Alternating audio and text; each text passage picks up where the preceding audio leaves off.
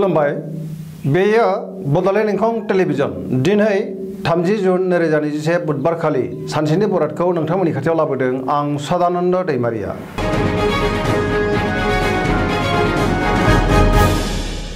सिगां फरायनो लादों मेष राशि गिबि हांखो अ ल। दिनैनि साना जोबोर मोजां, गोसोआव गोबां गोजोननाय फैगोन, देहाया दिनै मोजाङै थागोन, अब्लाबो जानाय लोंनायाव सांग्रां जानाया गाहाम। बहानिफ्रायबा मोजां खौरां मोनगोन। रांखावरियाव जोबोर मोजां होनजायो, आरजिनाय धोनखौ दोनथुमनो हागोन, मोननो गोनां धोनखौबो दिनै मोननो हागोन, गोबां धोन आरजिनो हागोन। बेफार फालांगियाव मोजां मुलाम्फा मोननो हागोन। न'खराव बिसि फिसायनि गेजेराव अननानै फैगोन, बिदा फंबायनि हेफाजाब मोनगोन। बहाबा थांनांगौब्ला दिनै जोबोर मोजां आरो मोजाङैनो हान्थिनो हागोन, गुबुननि गोसोखौ बोनो हागोन। समाजाव गोबां मान मोनगोन, मावनो लानाय खामानिखौ थि समावनो मावफुंनो हागोन। सोरबा गोजाम लोगोजों हरखाबै बहाबा लोगो मोनलायनो हागौ। जायखि खामानि मावा मानो दिनै मोजाङैनो मावफुंनो हागोन आरो जाफुंसारगोन। गोसोआ दिनै जोबोर रमान्टिक जागोन, बयजोंबो गोरोबनो रोंगोन, पजिटिभ एनार्जिनि गोहोम गोग्लैगोन। गोसोनि साननायफोरा जाफुंगोन। फरायसाफोरा फरायनायाव गोसो दुंखांगोन आरो मोजां फिथाइ मोननोबो हागोन। धोरोमारि बिथिङाव गोसो दुंखांगोन।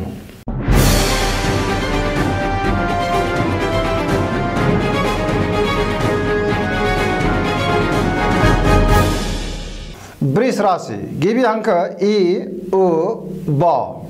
दिनैनि साना मोजां आरो गाज्रिनि गेजेरजों बाबेनलांगोन। नेगेटिभ एनार्जिनि गोहोम गोग्लैगोन। गोसोखौ दिनै जोबोर उसुखुथु मोनगोन। गुबुननि थाखाय नाङा फाङा खहा जानांनो हागौ। गोसोनि बोलोआ लोरबां जागोन। मावनो लानाय खामानिखौ थि समावनो मावफुंनो गोब्राब जागोन। समाजाव अदेबानि मान मोननो हागोन। रांखावरियाव बारा मोजां नङा, नाङा फाङा खरसाया बांगोन। बेफार फालांगियाव मोजांद्राय नङा। बहाबा थाङोब्ला दिनै सांग्रां जानाया गाहाम। लामा सामायाव जाब्रबथायनि आसा दङ। न'खराव बिसि फिसायनि गेजेराव अनलायनाय फैगोन, बिदा फंबायनि हेफाजाब मोनगोन, बिमा बिफानि बोर मोनगोन। देहाया दिनै मोजाङै थागोन, गुबुननि हेफाजाब मोननाय नङा। गोसोखौ दिनै दरसि मोनगोन, मानिबा जाहोनाव गोसोखौ गिलुं गिलुंबो मोननो हागौ। नेगेटिभ एनार्जिनि गोहोम गोग्लैगोन।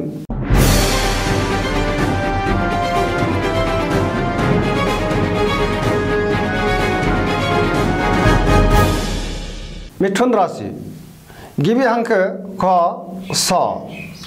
दिनैनि साना जोबोर मोजां, गोसोखौ दिनै जोबोर गोजोननाय मोनगोन। मावनो लानाय खामानिखौ थि समावनो मावफुंनो हागोन। देहाया दिनै मोजाङै थागोन, अब्लाबो नाथाय जानाय लोंनायाव सांग्रां जानाया गाहाम। रांखावरियाव जोबोर मोजां होनजायो, आरजिनाय धोनखौ दोनथुमनो हागोन। बेफार फालांगियावबो जोबोर मोजां मुलाम्फा मोननो हागोन। न'खराव बिसि फिसायनि गेजेराव अनलायनाय फैगोन, बिदा फंबायनि हेफाजाब मोनगोन। समाजाव मान मोनगोन, गोसोनि बोलोआ बांगोन। सेंग्रा सिख्लाफ्रा गोसोखौ जोबोर रमान्टिक मोनगोन। सोरबा लोगोजों बाख्नायजागोन, गोजोनै थानो हागोन, बयनिबो अनसायनाय मोनगोन। फरायसाफ्रा फरायनायाव गोसो दुंखांगोन आरो मोजां फिथाइ मोननोबो हागोन। सरासनस्रायै दिनैनि साना जोबोर मोजां आरो मोजाङैनो बारग'लांगोन।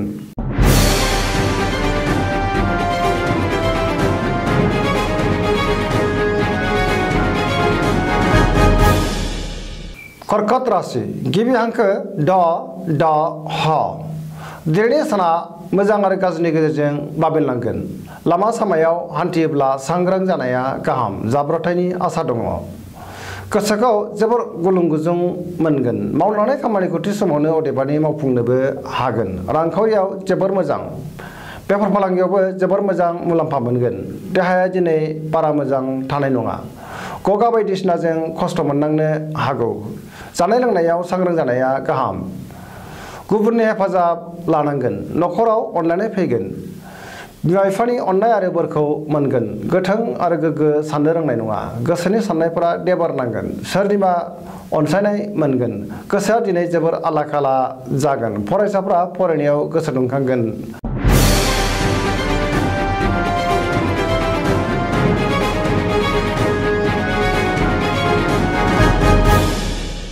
सिंह राशि गिबि हांखो म ट।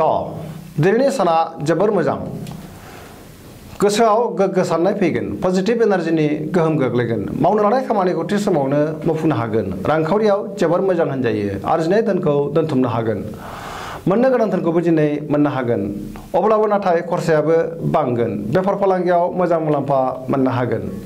गोसोनि साननायखौ गुबुननो फोरमायनो हागोन सोरबा लोगोजों बहाबा दावबायहैनो खाबु मोनगोन सोरनिबा अनसायनाय मोनगोन न'खराव अननानै फैगोन लाइमोनफोरनि गोसोआ दिनै जोबोर रमान्टिक जागोन गोदान खामानियाव आखाइ होनो हागोन गोदान प्रजेक्टखौ दिनै जागायजेननोबो हागोन फरायसाफ्रा फरायनायाव गोसो दुंखांगोन आरो मोजां फिथाइ मोननोबो हागोन गोसोनि साननाय आरो लुबैनायफ्रा जाफुंजोबगोन सरासनस्रायै दिनै साना जोबोर मोजां आरो मोजाङैनो बारग'लांगोन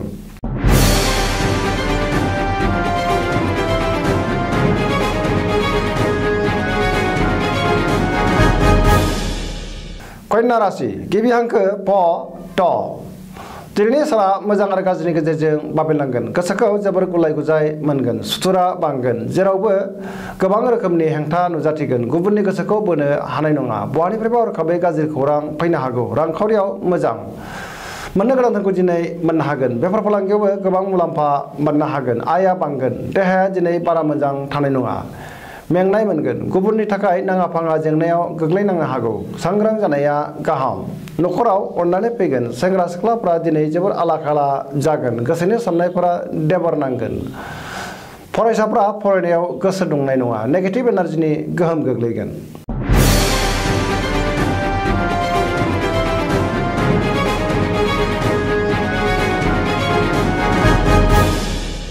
तुला राशि गिबि हांखो र ट दिनैनि साना जोबोर मोजां बहाबा दावबायहैनो खाबु मोनगोन गोसोनि बोलोआ बांगोन गोबां धोन मोननो हागोन गोसोनि साननायफोरा जाफुंगोन मावनो लानाय खामानिखौ थि समावनो मावफुंनो हागोन देहाया दिनै मोजाङै थागोन रांखावरियाव जोबोर मोजां होनजायो न'खराव बिसि फिसायनि गेजेराव अननानै फैगोन बिदा फंबायनि हेफाजाबखौ मोननो हागोन समाजाव गोबां मान मोनगोन बेफार फालांगियाव मोजां मुलाम्फा मोननो हागोन गोबां सुबुंनि गेजेराव बाहागो लानो खाबु मोनगोन सोरबा लोगोनि हेफाजाब मोनगोन समाजाव बयजोंबो अनजागोन आरो अनसायजागोन बिमा बिफानि अननाय आरो बोरखौ मोननो हागोन सोरबा गोजाम लोगोजों बहाबा लोगो मोनज्लायगोन एबा जानबुङाव रायज्लायनो खाबुबो मोनगोन गोसोआ दिनै जोबोर रमान्टिक जागोन फरायसाफ्रा फरायनायाव गोसो दुंखांगोन आरो मोजां फिथाइ मोननो हागोन सरासनस्रायै दिनै साना जोबोर मोजां आरो मोजाङैनो बारग'लांगोन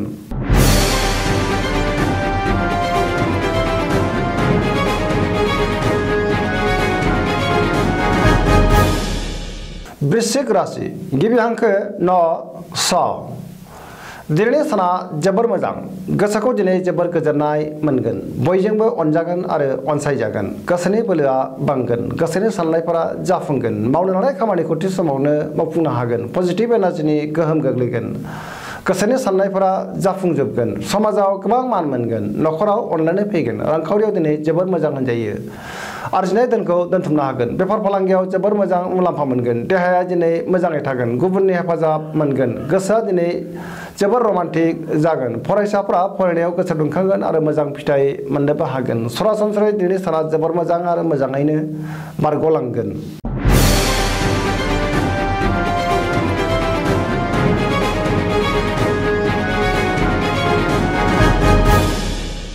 धनु राशि गिबि हांखो ढ फ भ दिनैनि साना जोबोर मोजां मावनो लानाय खामानिखौ थि समावनो मावफुंनो हागोन गोसोखौ दिनै जोबोर गोजोननाय मोनगोन गोसोनि साननायफोरा जाफुंजोबगोन पजिटिभ एनार्जिनि गोहोम गोग्लैगोन रांखावरियाव जोबोर मोजां होनजायो बेफार फालांगियावबो जोबोर मोजां मुलाम्फा मोननो हागोन समाजाव गोबां मान मोनगोन समाजाव बयजोंबो अनसायजागोन देहाया दिनै मोजाङै थागोन न'खराव अननानै फैगोन लाइमोनफोरनि गोसोआ दिनै जोबोर रमान्टिक जागोन आरो गोसोनि साननायखौ फोरमायलायनोबो हागोन धोरोमारि बिथिङाव गोसो दुंखांगोन सरासनस्रायै दिनै साना जोबोर मोजां आरो मोजाङैनो बारग'लांगोन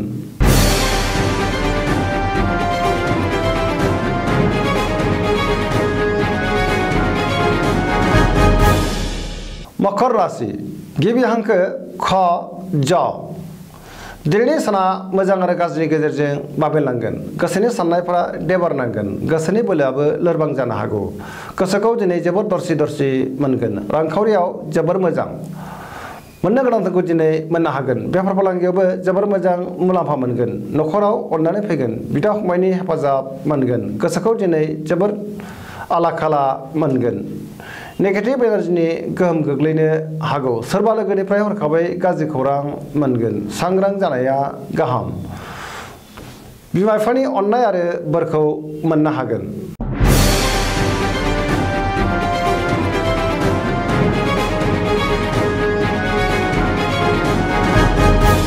कुम्भ राशि गिबि हांखो ग स स दिनैनि साना जोबोर मोजां गोसोखौ जोबोर गोजोननाय मोनगोन मावनो लानाय खामानिखौ थि समावनो मावफुंनो हागोन बहानिफ्रायबा हरखाबै मोजां खौरां मोननो हागौ समाजाव दिनै गोबां मान मोनगोन सोरबा गोजाम लोगोजों बहाबा लोगो मोनलायगोन रांखावरियाव जोबोर मोजां होनजायो आरजिनाय धोनखौ दोनथ'नो हागोन बेफार फालांगियावबो जोबोर मोजां मुलाम्फा मोनगोन आयआ बांगोन देहाया दिनै मोजाङै थागोन न'खराव अननानै फैगोन गुबुननि हेफाजाबखौ दिनै मोननो हागोन बहाबा दावबायहैनो खाबु मोनगोन आरो मोजाङैनो हान्थिनोबो हागोन गोसोआ दिनै जोबोर रमान्टिक जागोन फरायसाफ्रा फरायनायाव गोसो दुंखांगोन आरो मोजां फिथाइ मोनगोन गोबां सुबुंनि गेजेराव बाहागो लानो खाबु मोनगोन सरासनस्रायै दिनै साना जोबोर मोजां आरो मोजाङैनो बारग'लांगोन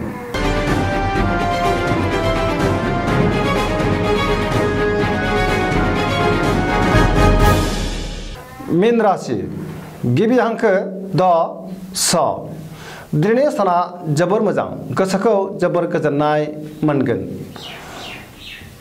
बबेबा बादायलायनायाव दिनै गोरलैयैनो देरहासार जागोन गोसोनि बोलोआ बांगोन सुथुरखौ गोरलैयैनो फेजेननो हागोन गोसोनि साननायखौ गुबुननो फोरमायनो हागोन देहाया दिनै मोजाङै थागोन रांखावरियाव जोबोर मोजां होनजायो अब्लाबो नाथाय खरसायाबो बांगोन बेफार फालांगियाव मोजां मुलाम्फा मोनगोन गुबुनजों बाख्नायजागोन न'खराव बिसि फिसायनि गेजेराव अननानै फैगोन बिदा फंबायनि अननाय आरो हेफाजाबखौ मोननो हागोन बिमा बिफानि अननाय आरो बोरखौ मोनगोन लाइमोनफोरनि गोसोआ दिनै जोबोर रमान्टिक जागोन फरायसाफ्रा फरायनायाव गोसो दुंखांगोन आरो मोजां फिथाइ मोनगोन गोसोनि साननाय आरो हास्थायनायखौ दिनै मोननो हागोन गोसोनि लुबैनायफ्रा जाफुंगोन सरासनस्रायै दिनै साना जोबोर मोजां आरो मोजाङैनो बारग'लांगोन